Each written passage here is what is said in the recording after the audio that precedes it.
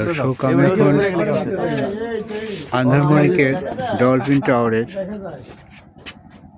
ছাদে অবস্থান করছি। এখান থেকে দক্ষিণের দৃশ্য, এটা নদী, বন, পূর্ব দিকে সকালের সূর্য। এখন আমরা একটু হরিণ দেখতে পেয়েছি, জীবন্ত হরিণ, খুবই ভালো লাগছে, সার্থক আসলে। সবাই দেখতে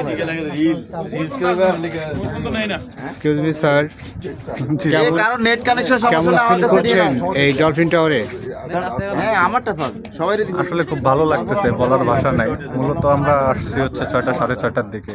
তো এই সময় পরিবেশটা, প্রাকৃতিক পরিবেশটা অনেক শান্ত। তার উপর হচ্ছে সুন্দরবন, এখানে তো আলাদা একটা ভাইব থাকে। হ্যাঁ, চারদিক গাছপালা, মাঝে মাঝে পশু পাখির দেখা পাওয়া যায়, পাখির কিচিরমিচির।